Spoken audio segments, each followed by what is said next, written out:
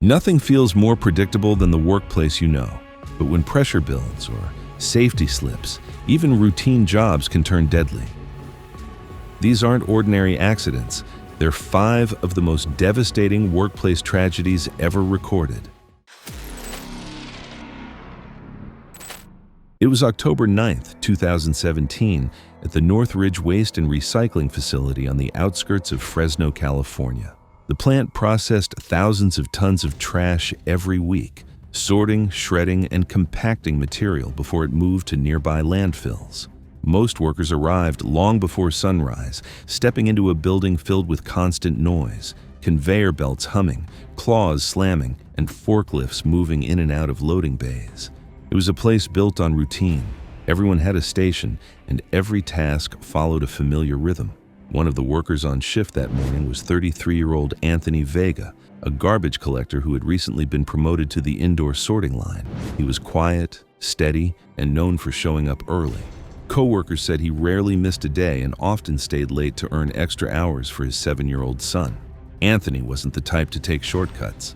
He listened during safety briefings, kept his space clean, and followed machine distance rules without argument. His job that morning was simple but important. Watch the conveyor that fed trash toward the facility's main compactor. Workers lined both sides of the moving belt, pulling out dangerous or oversized items before they reached the crushing claw. The compactor itself was enormous, thick steel arms designed to press tons of waste into tight blocks. It didn't move quickly, but the force behind each cycle was enough to crush anything in front of it. Because of that danger, employees were warned repeatedly about loose clothing. Jackets had to stay zipped, sleeves needed to be secure. Anything that could get caught in the conveyor was considered a serious risk. Anthony understood this. He had heard the warnings many times, but inside the noisy facility during a busy morning shift, it only took a split second for routine to turn into something else entirely. That week, colder mornings led several workers, including Anthony, to wear heavier work coats. Supervisors reminded staff to zip them fully, but the pace of the shift made some people less strict about it. The plant had also been short-staffed for 2 days, and belts were running a little faster to keep up with the backlog. Nothing felt unusually dangerous, but workers later admitted the environment felt rushed that morning. Around 7:15 a.m., Anthony noticed a jam forming where loose cardboard had folded over itself. Jams were common and usually cleared with a long metal hook or by pausing the belt, but this one was small, and Anthony reached forward to pull the cardboard free.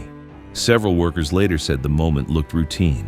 As Anthony leaned forward, the loose edge of his work jacket brushed against the conveyor. A rotating roller near the claw caught the fabric and pulled it in. The force yanked him tight against the belt, dragging him toward the compactor before he could react. He tried to brace himself, grabbing at the railing, but the jacket was already wrapped around the mechanism. A sorter standing 2 stations away shouted and slammed the emergency stop button, but the claw was mid-cycle, and machinery like this cannot stop instantly. By the time the system halted, Anthony had been pulled into the crushing zone with the incoming trash. Workers ran toward him, but the damage was already done. Security camera footage and witness statements later confirmed that the entire sequence, from jacket catch to full stop, lasted roughly 5 seconds. Emergency responders reached the compactor area within minutes.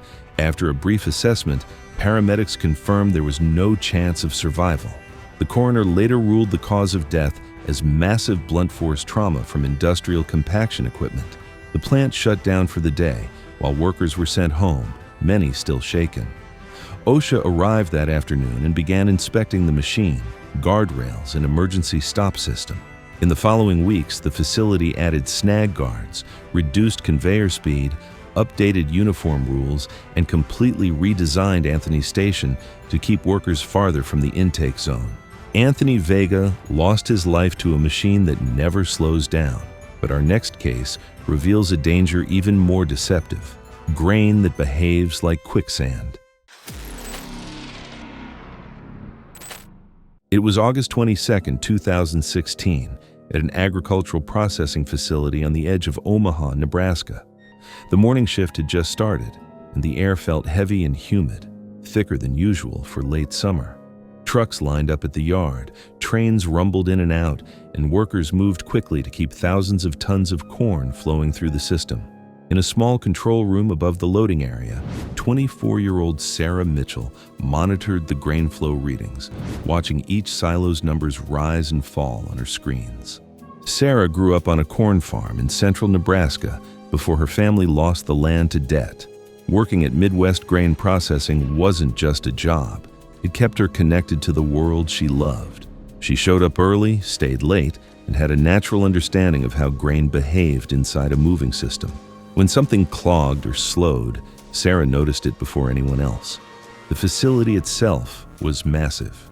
Grain moved through long conveyors, steel augers, and enclosed chutes before settling into rows of storage silos stretching across the yard. On humid days, the corn tended to stick together, forming heavy clumps that clogged machinery and cut the flow rate.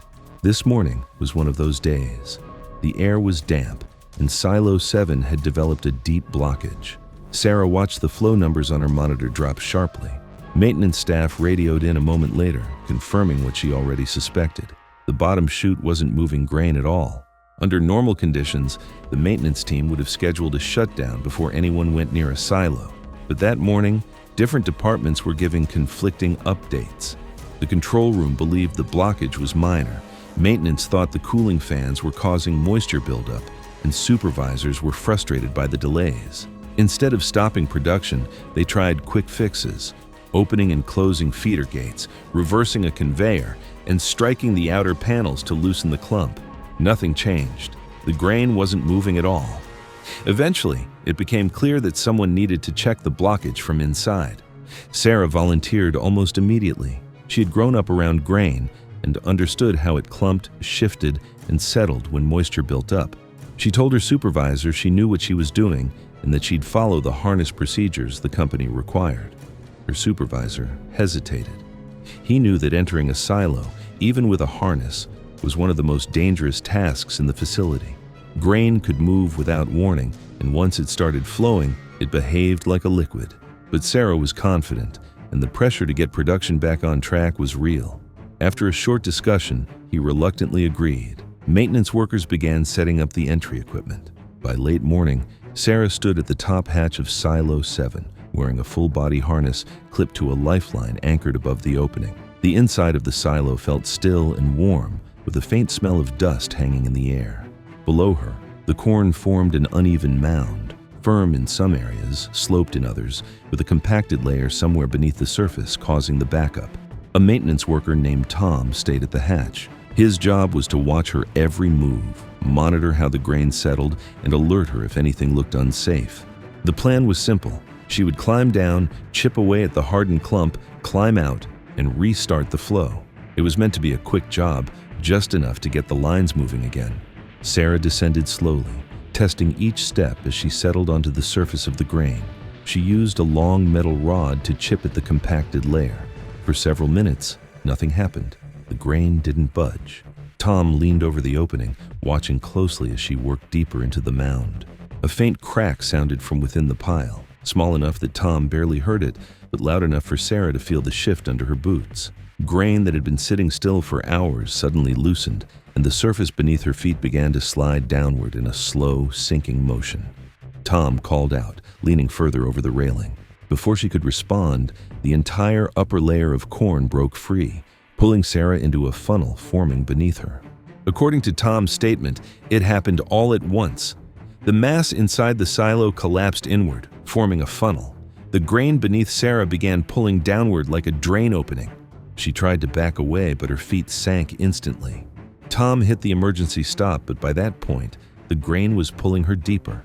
Grain behaves like a liquid when it moves. Once a person sinks past the knees, escape becomes nearly impossible. Within seconds, Sarah was pulled under the surface before Tom could tighten the lifeline. Crews rushed to the silo as Tom called for help. Supervisors alerted emergency services, and firefighters arrived with grain rescue tools. But the collapse inside Silo 7 had buried Sarah deep beneath the surface. Teams worked for hours, cutting access points and removing grain in controlled sections, but by the time they reached her, she had already died from compression and suffocation. Investigators later cited the facility for improper confined space entry and failing to shut down all grain movement systems. New rules were added: mandatory shutdowns before silo entry, supervisor approval for any internal work, and updated training on grain entrapment hazards. Sarah Mitchell was swallowed by the very material she worked with every day. Now, we move to a refinery, where a single weakened pipe holds back a chemical no one ever wants to face. It was November 8, 2015, at a petrochemical facility on the east side of Baytown, Texas. The sun had just begun rising over the refinery towers, and steam drifted from the stacks in the early morning air. Inside the plant, the first shift was moving through its usual rounds, checking gauges, pumps, and pressure lines before production increased for the day. Among the technicians on duty was 31-year-old David Rodriguez, a third-generation refinery worker whose father and grandfather had both spent most of their lives at the same facility. David had recently been promoted to senior technician after completing night school chemistry courses.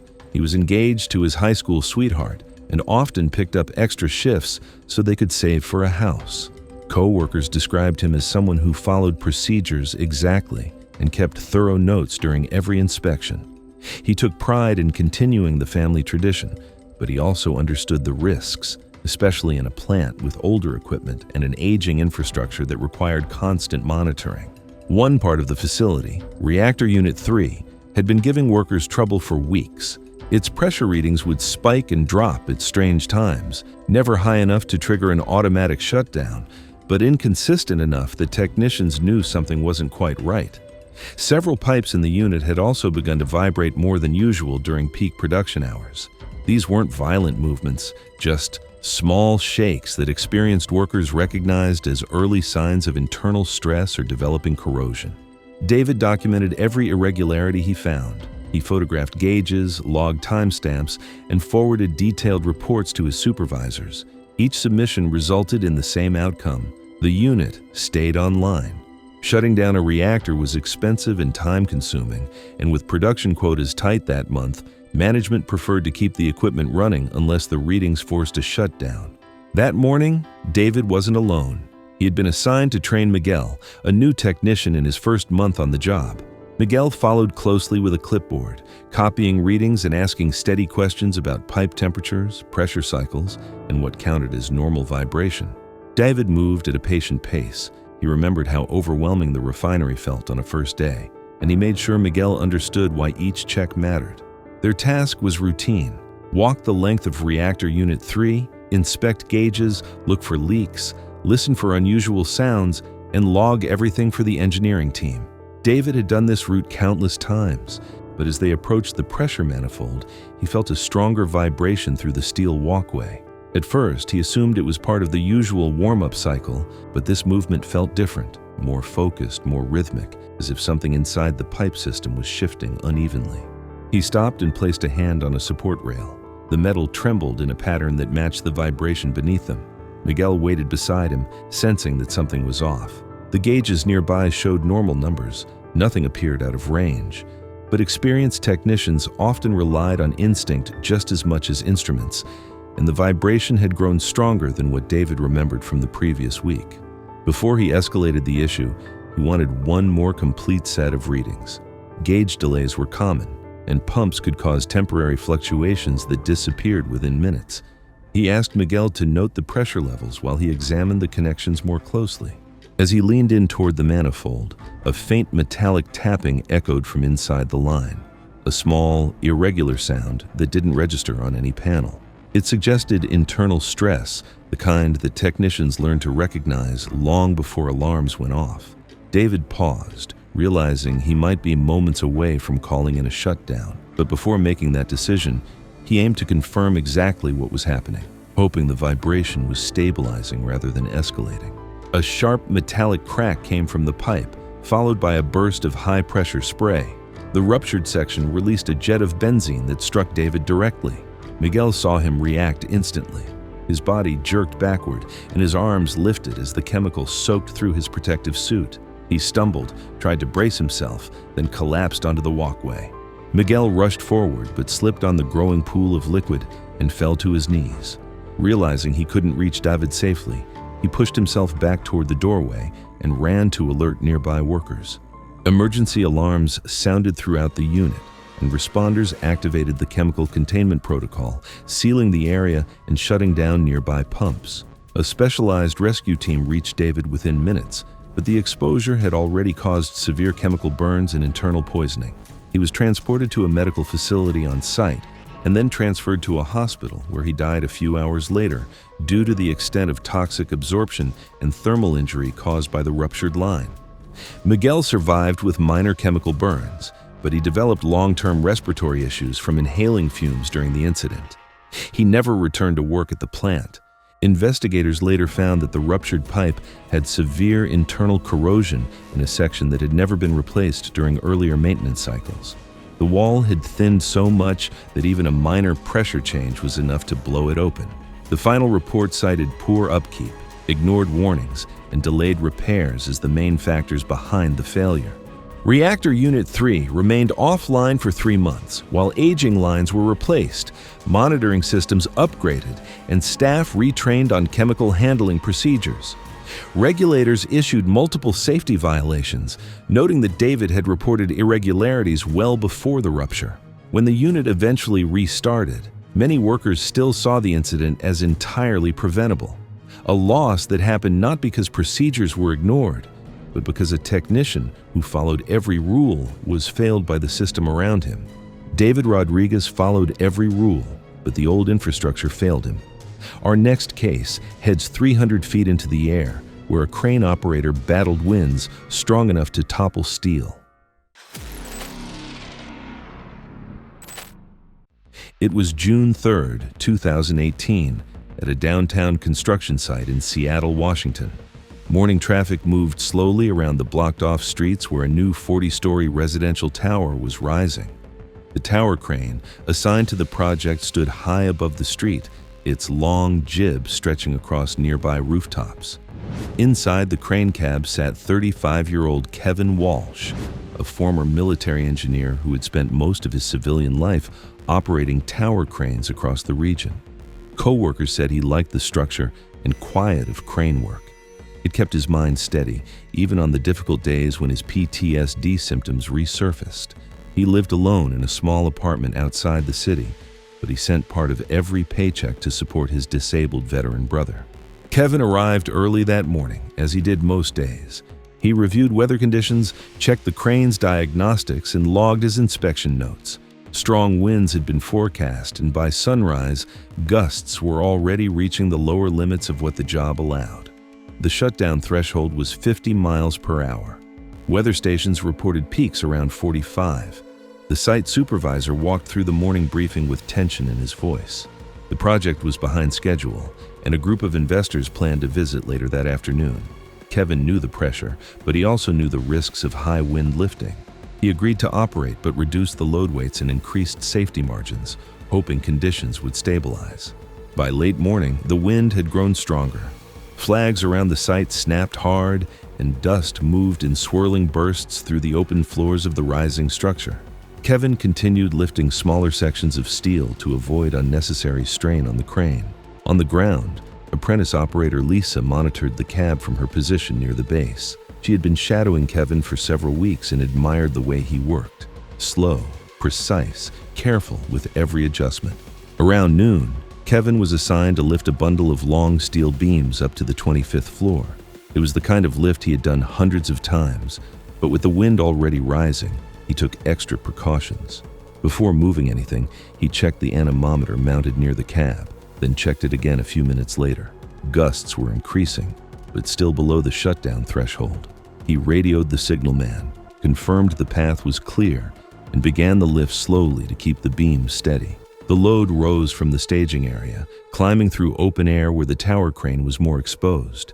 Halfway up, Kevin felt the machine shift beneath him.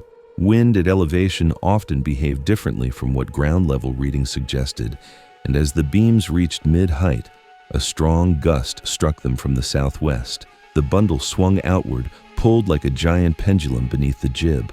On the ground, Apprentice operator Lisa saw the swing develop almost instantly. The beams traveled in a long, smooth arc, far wider than any safe lift allowed. She shouted toward the nearest radio operator and motioned upward with both arms, trying to alert anyone who could reach Kevin. Several workers nearby backed away from the fall zone, dropping tools as the sway grew worse. Inside the cab, Kevin reacted fast. He eased the rotation controls, attempting to counter the swing by shifting the crane's orientation.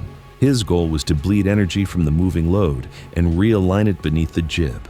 But every adjustment took seconds to translate into movement, and the wind was shifting faster than the crane could respond. The beams began oscillating from side to side, each pass wider than the last. Then another gust hit, the strongest so far.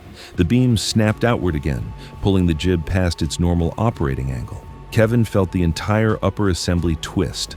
The counterweight at the rear shifted abruptly as the crane's balance was disrupted. Metal groaned through the cab walls, the kind of deep, hollow sound operators dreaded. The tower swayed harder, no longer in a controlled arc, but in a slow, leaning motion that signaled the structure was moving beyond its limit.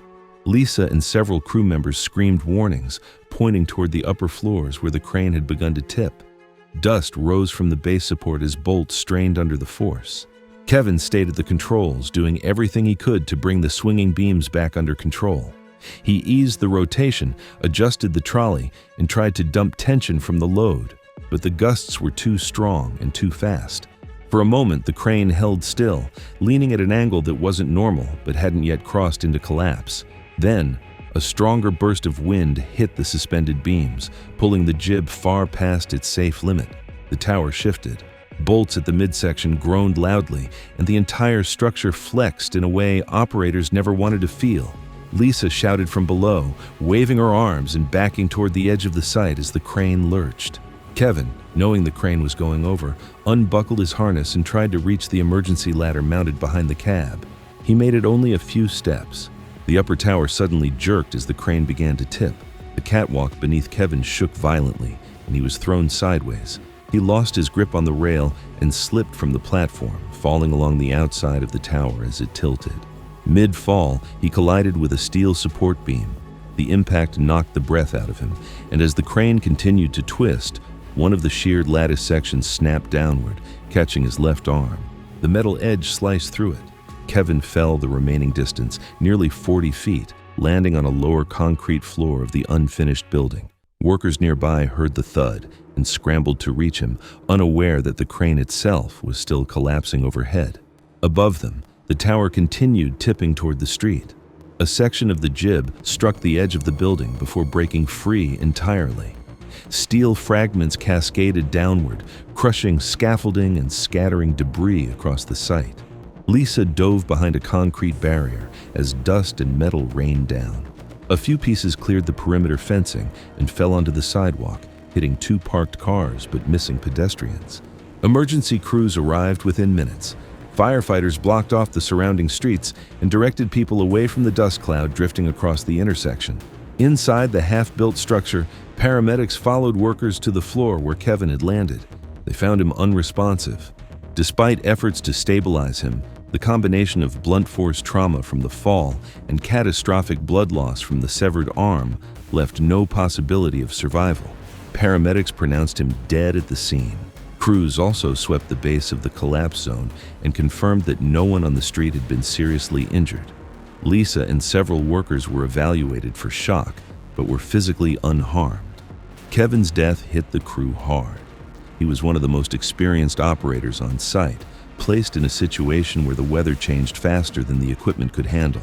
The collapse forced the project to shut down indefinitely, and investigators began evaluating how wind at elevation had exceeded safe operating conditions that left Kevin with seconds to react and no way out. The investigation later showed that winds at the crane's height were far stronger than the readings taken at ground level. The gust that hit the suspended beam created forces no operator could counter. Regulators cited the company for continuing work despite unsafe wind conditions. The crane was dismantled, and the site stayed closed for weeks while engineers evaluated damage to the surrounding buildings. Co-workers said Kevin had done everything he could. He was a careful operator, caught in a situation where the schedule pushed forward, even as the weather shifted faster than anyone could react. Kevin Walsh lost control in a storm that overpowered his machine. But the final story happens indoors, where a production line running too fast became just as deadly as any crane collapse.